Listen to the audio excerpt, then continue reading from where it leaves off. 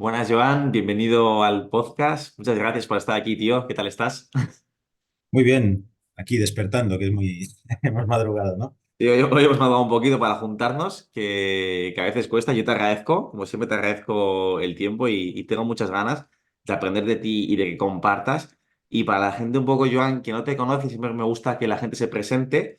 Entonces me gustaría que cuentes un poco quién es Joan y un poco a qué te dedicas. Bueno, pues yo soy licenciado en educación física, llevo muchos años dedicado al entrenamiento, casi es a lo que me he dedicado siempre, y he tenido la suerte de poder entrenar a gente de muchos deportes diferentes, porque he estado en temas de alto rendimiento, y eso te da un bagaje muy bueno, una visión muy... coger un poco de todos los campos para tratar de sacar siempre pues bueno, el máximo rendimiento a un deportista, ¿no? Y nada, me dedico a entrenar a personas que se dejen entrenar y, como ya hablaremos, pues gente que viene en silla, gente que viene de pie. Al final todos necesitan mejorar su condición física y lo que debemos ser capaces nosotros como profesionales es saber qué necesita cada persona. Qué bueno, Joan, sí, porque a veces, ¿no? Yo, por ejemplo, estoy acostumbrado a entrenar con gente de población general, de alguna patología como puede ser algún dolor, alguna lesión, pero sí que yo, por ejemplo, en mi caso no estoy acostumbrado a trabajar con gente con discapacidad y creo que es algo que tú sabes mucho acerca de ello y por eso tenía ganas de traerte aquí para que nos cuentes. Y dentro de este tema, ya si nos metemos un poquito más, me gustaría que cuentes un poco las bases en cuanto a por qué es importante que este trabajo o este entrenamiento en cualquier persona, pero ya sobre todo en personas con discapacidad, que seguramente tú te encuentres unas cuantas. Sí, piensa que alguien que tiene una discapacidad, por norma general, se va a mover mucho menos. Entonces estamos hablando de alguien que, tú imagínate a alguien que se mueve en silla, es como si tú estuvieses en silla todo el día. Estamos hablando de alguien que, independientemente de la discapacidad que tenga, pues va a ser mucho más sedentario. Entonces empezamos a añadir pues todas las patologías asociadas al sedentarismo por el hecho de que me muevo en silla. Entonces, sí, para nosotros, para las personas que no tienen una discapacidad, el ejercicio es algo fundamental que debemos hacer y que seguramente hacemos menos y peor de lo que deberíamos, pues para alguien que tiene problemas de movilidad, ya sea va en silla, en muletas, tiene problemas con la marcha, su consumo calórico va a ser mucho menor, entonces va a tener muchas enfermedades asociadas a lo que sería el sedentarismo, más todo lo que pueda tener por sus problemas de movilidad, ¿no? Discapacidad. Y dentro de esto, Joan, me imagino que hay muchos tipos de discapacidad. Yo también los di en la universidad en su día, pero a lo mejor qué particulares hay que tener en cuenta o qué te has encontrado tú a la hora de trabajar con diferentes personas. Pues a lo mejor no tengo ni idea. ¿Qué tipo de discapacidad tengo que trabajar? Estas cualidades, estas características, qué tipo de persona u Ujú. otras, qué suele ser lo más común o qué hay que tener en cuenta. Sí, hay, dentro de cada discapacidad tiene una particularidad Mm. y dentro de que una persona, pues, por ejemplo, con una lesión medular si tuviésemos en la misma vértebra, vamos a ser diferentes, o sea que hay que personalizarlo mucho. Hay unas características comunes y de hecho nosotros tratamos de simplificarlo al máximo porque, porque si tú vienes en silla, sea cual sea el motivo, ya vamos a tener unas características comunes que entrenar, ¿no? Eh, entonces, lo que debemos saber, porque sabemos que la parte cardio va a ser fundamental, lo que estábamos diciendo, ¿no? Por lógica, si alguien sedentario va a tener problemas cardiovasculares, pues alguien que viene en silla más, ¿no? Entonces, lo que debemos saber es, ostras, alguien que tiene una lesión medular, la frecuencia cardíaca no sigue las mismas pautas que sigue en tu caso o en el mío. Si la lesión es más alta, va a ser distinta. Alguien con un ictus normalmente va a estar medicado. Entonces, la frecuencia cardíaca, todas las fórmulas que tenemos de frecuencia cardíaca máxima, menos tal, no nos sirven. Entonces, seguramente tú el entrenamiento que tienes que aplicar con ellos lo vas a saber, cómo hacer un trabajo cardio, un trabajo de fuerza, pero esas particularidades son las que igual lo puedes fastidiar o no, ¿no? Ese entrenamiento. Entonces, Claro, sobre porque, todo es esos pequeños cambios, mm. bueno, que no son tan pequeños, ¿no? Para que el entrenamiento sea eficiente. Sí, porque también a lo mejor cuando veo a una persona con discapacidad, Pues pienso en su movilidad reducida o para el día a día, pero es que, claro, nunca pienso en cómo tiene que trabajar el cardio o cómo trabajar las pulsaciones altas para, claro, para mejorar su salud, porque es un aspecto que, a mí que no lo tenía en cuenta y que se me olvida. Y también dentro de esto, Joan, supongo que a lo mejor también priorizáis las dos, ya sea bueno, el tema de la movilidad, pero también el tema del entrenamiento cardiovascular y el entrenamiento de fuerza, que no sé qué prioridad le das tú o si lo trabajáis bastante o qué beneficios veis que la gente obtiene. Sí, nosotros lo que solemos hacer, bueno, de hecho hemos diseñado una valoración específica porque nos encontrábamos que, claro, cuando viene un deportista, pues tienes que saber dónde está, ¿no? Tendrás que hacer una valoración. Eh, Tampoco tiene que ser de laboratorio, pero algo que a ti te sirva para partir de un punto, ya sea de fuerza, resistencia, lo que quieras. Entonces empezamos a buscar en todo lo que es bibliografía científica qué pruebas había validadas que pudiésemos hacer y al final hemos creado una batería de test para que se pueda hacer en cualquier gimnasio, porque si yo creo un test que hay que ir al laboratorio, no lo vamos a hacer. Entonces, con una máquina de esquier de gimnasio, que está, los vatios se pueden medir. Bueno, hemos medido todas las cualidades y con eso, una vez hacemos la valoración, que se hace en un entrenamiento normal, como en una sesión cualquiera, a partir de ahí evaluamos, vemos las deficiencias y buscamos hacia dónde tendremos que trabajar los siguientes meses, ¿no? Normalmente vamos a encontrarnos con problemas de movilidad de miembro superior, porque los hombros pasan a ser sus piernas y no están preparados para esa función, ¿no? Que le Mm. estamos exigiendo a todas esas cargas. Entonces, siempre la movilidad del miembro superior va a ser muy importante. El tema cardio ya lo hemos hablado y el tema de fuerza, porque si yo tengo que moverme de la silla al coche, del coche a la silla, de la silla no sé dónde, todo eso ese nivel de fuerza que requiero va a ser elevado. Y ahí es donde entra un poco el principal problema, que los hombros tenemos que trabajarlo por la fuerza de miembro superior, si quieres. Tenemos que trabajarlo mucho, pero el hombro tiene mucha tendencia a lesionarse. Entonces, ese equilibrio es el que debemos estar siempre jugando y es mucho más complicado que con alguien que no tiene discapacidad, porque si le fastidiamos el Mm. hombro, pues igual se tiene que quedar en casa. Entonces, ahí es donde juegas mucho con las cargas, las recuperaciones, todo lo que hacemos con el resto de la población, pero aquí con más detalle todavía. Qué interesante, Joan, y a lo mejor para ti es tu día a día, pero a mí me sorprende y me parece una pasada, porque, por ejemplo, mi trabajo vamos, no estoy nada acostumbrado a que sea así, y te quería preguntar a lo mejor en vuestro centro cómo trabajáis, si por lo que sea la gente que está ahí es fija, o hay gente que va, pues tiene algún accidente y tiene alguna discapacidad y va pasando por ahí hasta que a lo mejor mejora con vosotros, o si a lo mejor la gente va 2 días a la semana, 3 días, 4 días, un poco a ver cómo trabajáis esos aspectos.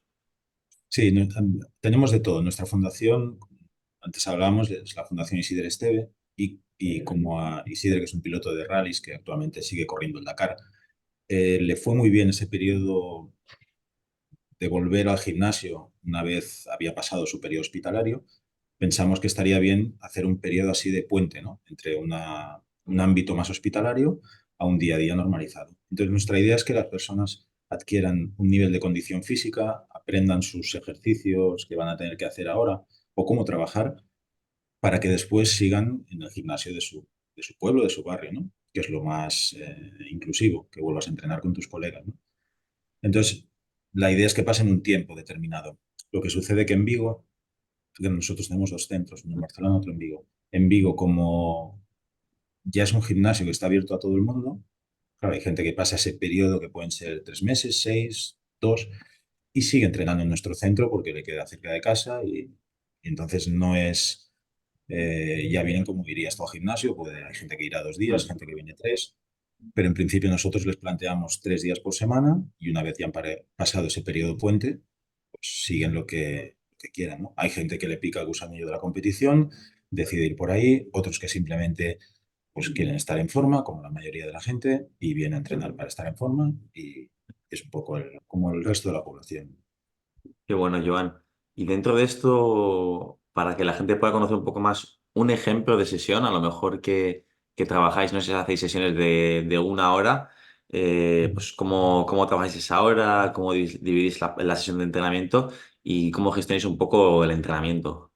Sí, nosotros bueno, tenemos una sesión tipo, que además es lo que tratamos de enseñar luego en los cursos y todo, y que es exactamente la misma que si tú vienes a nuestro centro para una persona que no tiene discapacidad, tratamos de aplicar lo mismo. Lo único que haremos son las adaptaciones necesarias. Empezamos siempre con una parte tanto, ya puede ser un poco de movilidad, un poco de cardio. Normalmente haremos primero el cardio, pero bueno, depende un poco de las personas. Porque también es muchas veces, sabes que con el día a día que llevamos, está bien tomarte 3, 4, 5 minutos para, sí, estamos en la bici, pero estamos charlando un poco y bajamos Mm, un poco el nivel de estrés con el que llegamos, ¿no? Entonces luego solemos tener una parte en la que sí que incidimos mucho en las principales zonas que deben moverse, que al ir en silla pues todavía eh, se rigidizan más, ¿no?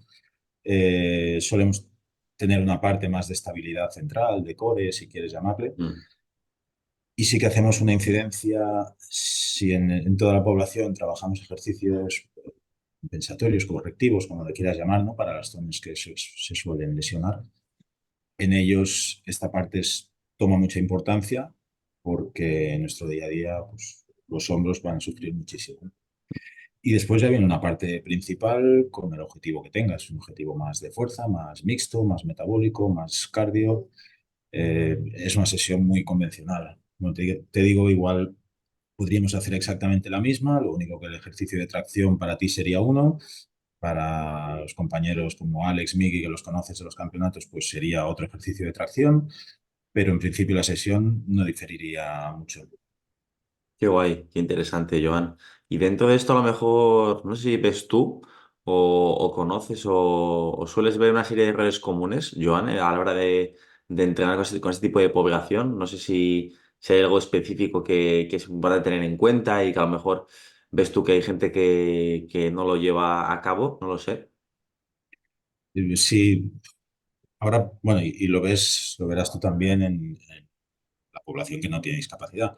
Como ahora, afortunadamente, pues tenemos mucha información por redes sociales, Mm, todo el mundo hace ejercicios, ves un montón de cosas, mejor o peor hechas, y muchas veces vemos ejercicios que, lo que te decía, ostras, con ellos los hombros es hace una articulación, una zona que debes tener muchísimo cuidado. Y hay muchos mm, ejercicios que igual para ti no son lesivos, pero, pero para alguien que está usando el hombro todo el día, todo buen el día, día. todo el día, hostia, no puedes meterle más sobrecarga.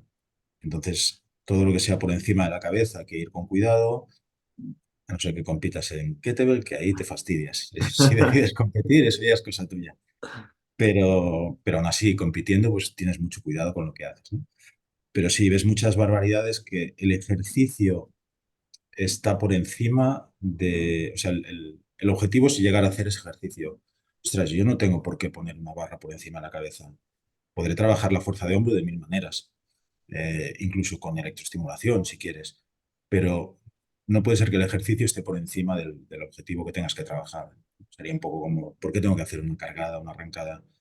Buscar el mejor ejercicio para esa persona si lo que quiero es ganar fuerza rápida o lo que sea, ¿no? Pero a veces vemos que se prioriza tengo que hacer este ejercicio, tengo que hacer este reto. Ostras, pues igual no es necesario para tu hombro, para tu salud, para eso, ¿no? Entonces sí que ves muchas barbaridades en cuanto a eso, que la elección del ejercicio no es la mejor para la persona. Igual ese ejercicio está bien para otro, ¿no? Pero en esa falta de personalización muchas veces. Sí, siempre ese principio de individualizar y yo también me encuentro en muchos casos y también tener claro el por qué haces cada ejercicio, qué objetivo tienes. Y también a veces viene gente a mi centro y tengo una planificación del entrenamiento y hay gente que me dice, joder, es que no puedo hacer este ejercicio. Y digo, no te preocupes, o sea, soy yo el que se tiene que adaptar a ti y no tú al ejercicio. Faltaría más. Y Sí, es lo que dentro, te decía, ¿no? sí, Perdona, que no, igual haríamos la misma sesión claro. si nos ponemos a entrenar tú, Alex, yo, pero y los tres estaríamos haciendo un ejercicio de tracción diferente, pero el objetivo es el mismo, porque tú tienes más capacidad, yo tengo menos y Migi tiene más, tal vez. Mm. Entonces sería eso. Sí, siempre es adaptar un poco el ejercicio a la persona, ser capaz de, ¿no? de tener esos recursos, herramientas o esas adaptaciones de los ejercicios, sin duda, De tío. hecho, perdón, ahora me surge una cosa. En la pandemia, como todo el mundo, empezó a hacer cosas online, ¿no? Y nosotros dijimos, ostras, sí, está muy bien, todo el mundo hace, pero debemos hacer algo para nuestra gente. Entonces empezamos a hacer unas sesiones de 35, 40 minutos en las que Sara, que también la conoces, ella hacía los ejercicios de pie y yo los hacía en silla. Y eran la misma sesión, los mismos Bueno, ejercicios, todo. Y a partir de ahí, pues bueno, nos quedó unas sesiones que seguimos haciendo online, que la gente cada mes tiene 12 clases nuevas. mm, Entonces, eso son unas sesiones que ostras, las puede hacer todo el mundo, incluso pues el abuelo y el nieto, alguien con discapacidad, alguien que no. Y es esa idea. O sea, hacemos exactamente la misma sesión, pero yo lo hago sentado y Sara de pie. qué bueno, Joan, qué bueno, qué bueno. Dentro de esto, Joan, de este aspecto del entrenamiento que es importante, sé que tú, que has vivido más años que yo y tienes más experiencia en el campo del entrenamiento, Qué no buena forma sé. de llamarme viejo, ¿eh? Una forma de llamarte sabio, que sabes más que yo. No sé cómo has vivido este factor psicológico, ¿no? De trabajar con este tipo de personas. No sé si a veces es fácil o es duro, no sé ellos cómo lo llevan, el tema, ¿no? De volver a entrenar y cómo manejas un poco todo esto tú. Y también el tema del ejercicio físico y del entrenamiento, ¿qué beneficios también les aporta, ya no solo a nivel masa muscular, cardio, sino también a nivel psicológico? A ver cómo ellos también lo viven. Creo que es interesante. Sí, de hecho hay muchos estudios a nivel psicológico que lo cuentan, ¿no? Los beneficios, incluso hay, según qué discapacidades, que el riesgo de suicidio es muy alto y de depresión, y con el ejercicio físico se reduce mucho. Nosotros tuvimos, hay dos cosas para mí principales. Una es tratar a la persona como tratarías a cualquier otro Mm, usuario, ¿no? Y es la normalidad. Y eso es lo que una persona va a agradecer, tenga discapacidad o no tenga. Pues si tú lo sobreproteges, lo estás fastidiando un poco, porque a veces nos vienen niños con parálisis cerebral o bueno, con alguna discapacidad, y ves que están sobreprotegidos y, y bueno, entonces ese es uno de los problemas.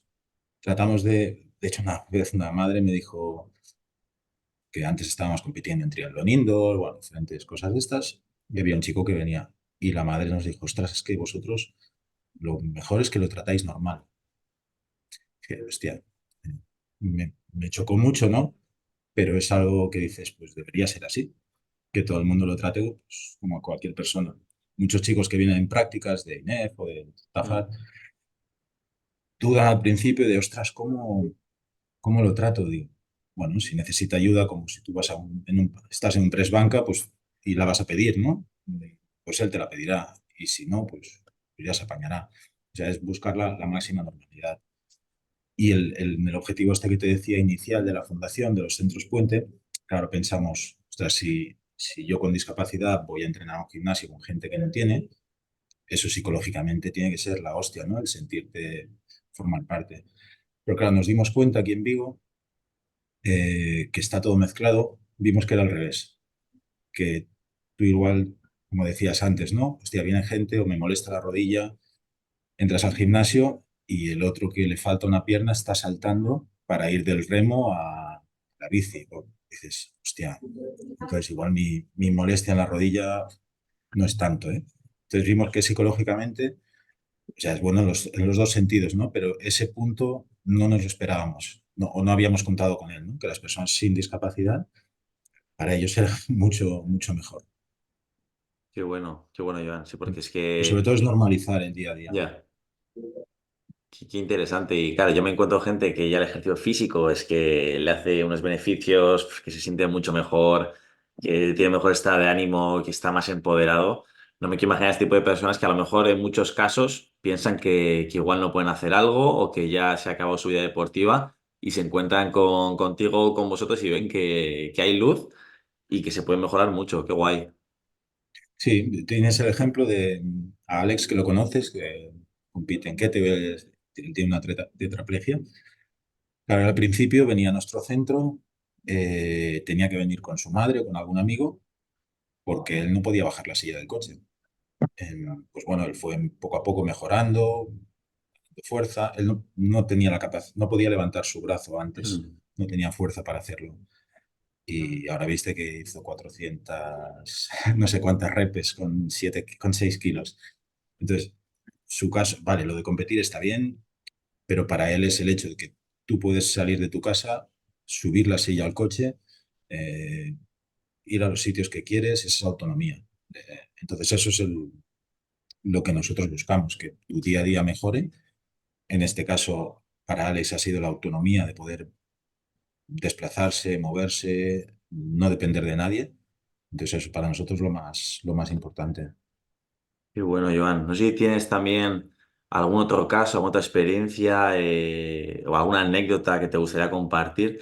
No sé que habrás visto mucha gente, muchos casos, pero no sé, alguna otra historia o personas que les habéis ayudado mucho a través de vuestro centro, porque es una pasada. Y cuando lo ves en persona, sobre todo, yo creo que impacta y mola mucho, mola mucho. Sí, aquí ahora porque es muy pronto, si no te giraba el ordenador y a los que están entrenando no tienen una discapacidad reconocida, porque aquí todos estamos un poco tocados. Pero sí, siempre hay casos Qué desde, guay. pues, no sé, aquí por ejemplo, uno de los chicos que era amputado totalmente, pues él llega, deja su prótesis en el gimnasio, pero deja la prótesis con el pantalón y ves un pantalón sentado, ¿no? Entonces había un cliente que varias veces hostia, se daba un susto porque me encontraba ahí como medio cuerpo. Y un día me dijo, hoy ya no me ha asustado. Cada día que entraba se encontraba allí unos pantalones o con forma de piernas ahí puestos.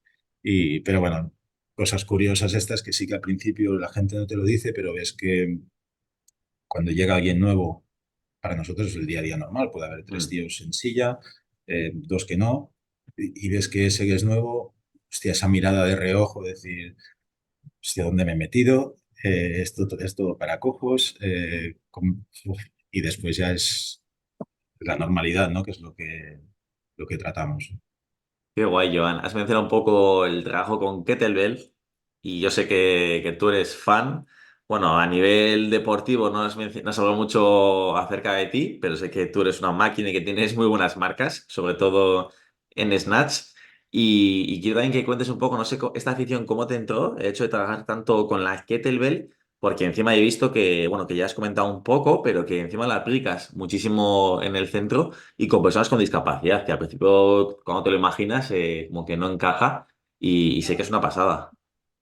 Sí, aquí la afición me apareció bueno, llegó un chico aquí un día que quería preparar el campeonato del mundo y, y bueno, decidimos echarle una mano. Él tenía su entrenador de kettlebell, de un curso o algo así. Y entonces él quería mejorar un poco la parte láctica, por decirlo así. Y entonces hacíamos entrenos combinados. Y tal. Nosotros, como cualquier centro, usabas la kettlebell como una herramienta más. Pero bueno, a raíz de eso lo acompañamos al Mundial, fuimos a verlo. Nos empezó a picar el gusanillo. Empezamos a entrenar, iba a decir con él, no. Al lado de él, él hacía sus cosas y nosotros movíamos la kettlebell, vas haciendo, ¿no? Y poco a poco, pues te vas animando, vas mejorando y hasta que un día, pues nos dijo, ostras, ¿por qué no competís? Que estáis a un nivel decentillo, no sé qué. Y ahí empezamos a competir. Y yo creo que nos vimos ya en el primer campeonato de España en Pamplona, ¿no? ¿En Pamplona estabas tú? Yo cuando te vi, Joan, fue en Valencia. Valencia te Ah, encontré. vale, ese fue el segundo que fuimos, sí. Bueno, pues llevamos un año compitiendo y el primer año, pues así, con todo el mundo, ¿no? Probando y tal. Y, y claro, entonces lo que intentas es, lógicamente, tenemos que separar siempre lo que es competición de lo que es salud. Dentro de que trates de entrenar lo mejor posible para estar lo más saludable posible, ¿no? Pero bueno, las cargas que va a hacer cualquier deportista de competición no son las adecuadas, ¿no? Entonces, la kettlebell es una herramienta muy, muy buena para la mejora tanto mejora de fuerza de miembro superior como a nivel de estabilidad. Las personas que tienen discapacidad, las que van en silla, por ejemplo, tienen un índice de caídas muy elevado. Una persona con lesión medular, eh, tiene muy poca estabilidad, entonces cualquier piedrita que te puedas encontrar, tocar con las ruedas de delante, a ti te hace caer, ¿no? Si no todo el mundo tiene capacidad de reaccionar rápido, puedes echar la mano al suelo, lesionarte el hombro. Bueno, entonces la kettlebell es una herramienta muy buena para trabajar la estabilidad en cualquier persona, ¿no?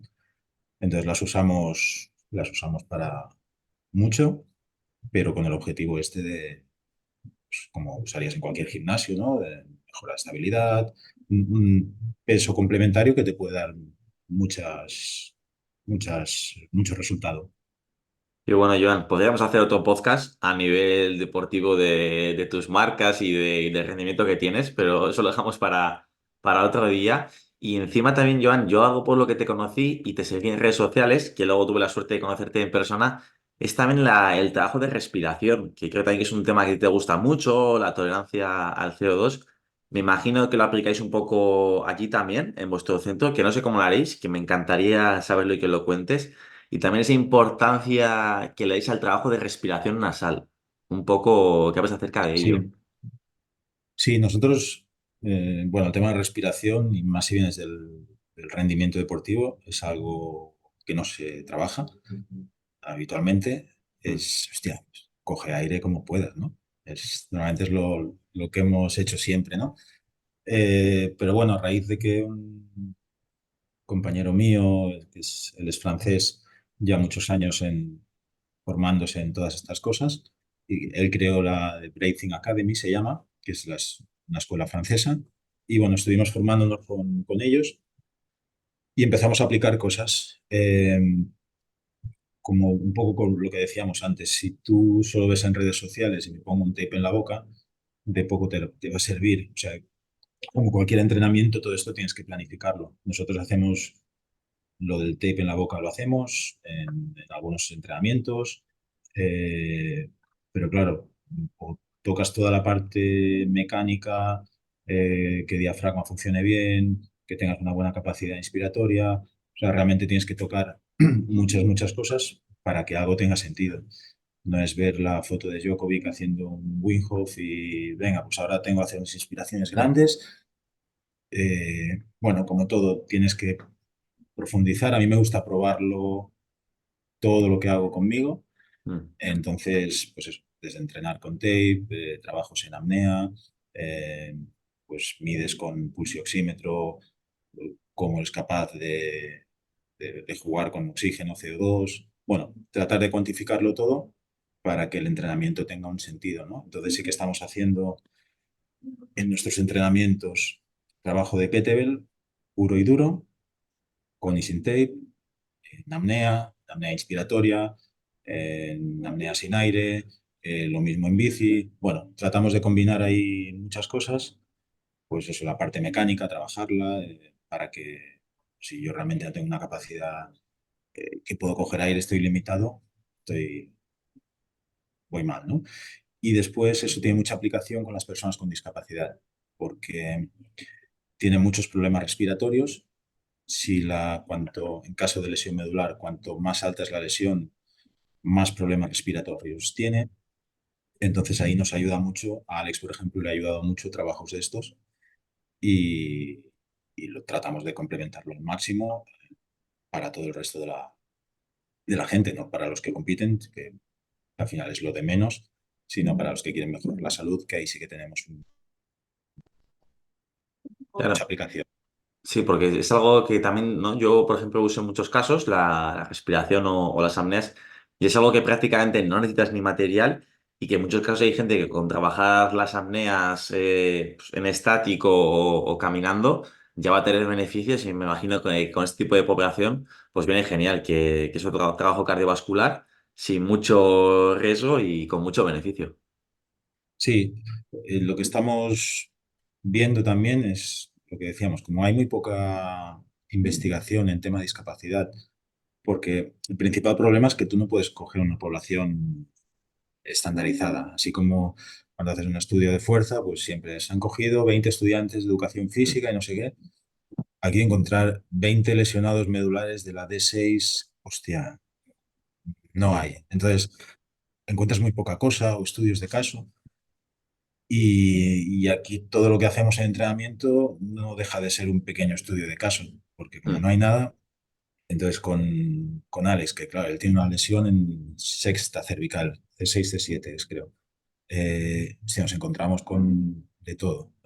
No, es que cuando hago la apnea sin aire, aguanto mucho mejor que con aire.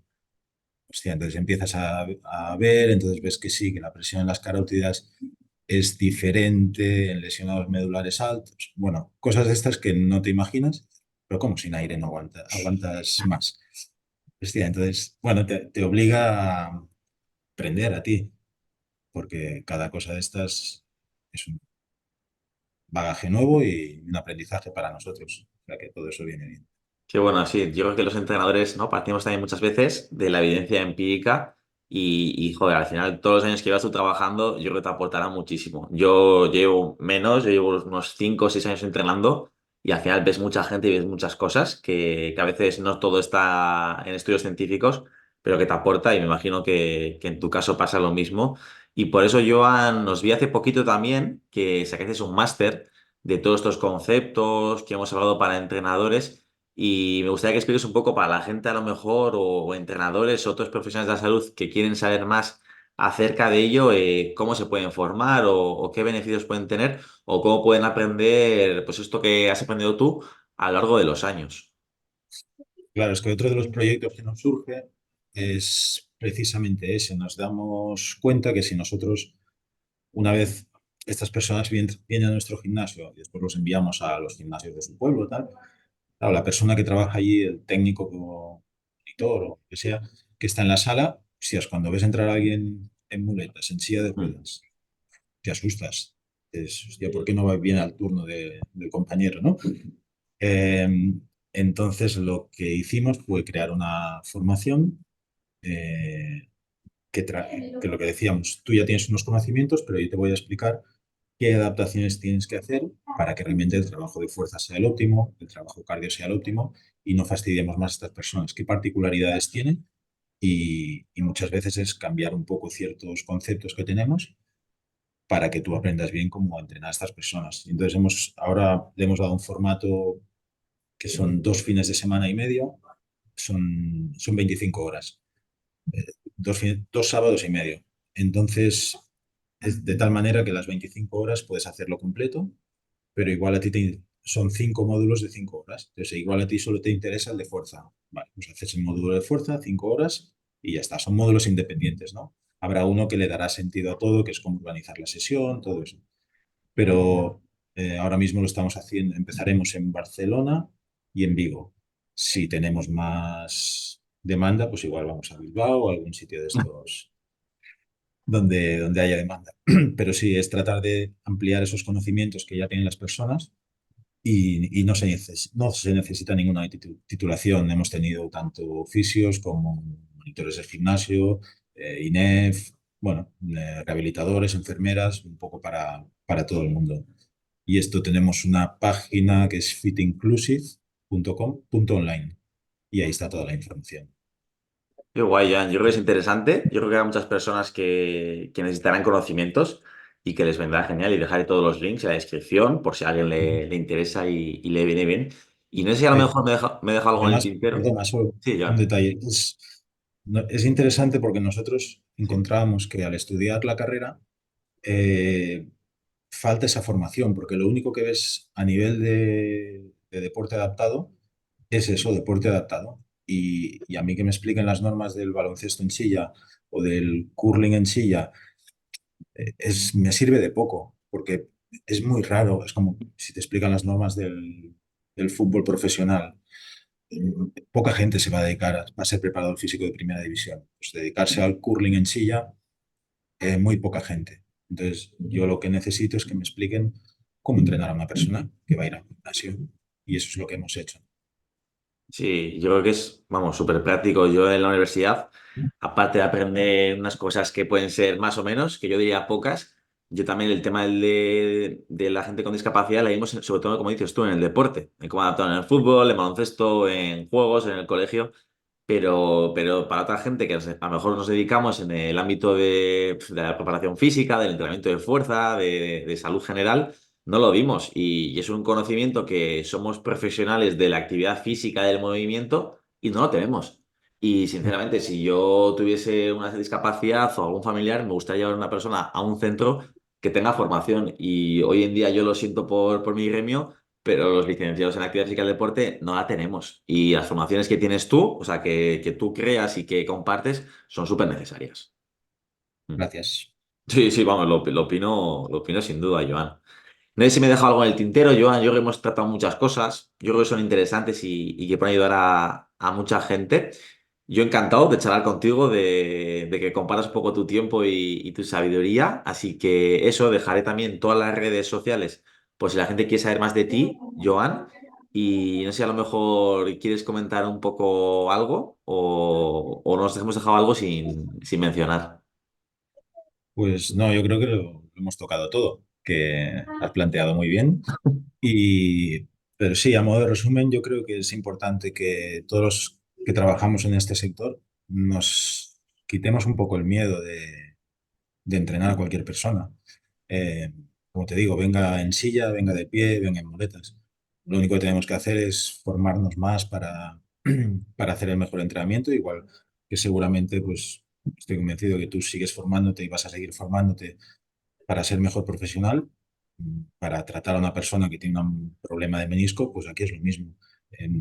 Cada vez, afortunadamente, antes alguien con discapacidad, el médico le decía quédate en casa, y cada vez las personas con discapacidad van más a los gimnasios, a los centros de entrenamiento, y nosotros tenemos que formarnos para poder atenderlos igual que hacemos con el resto de población y normalizar su día a día, nada más.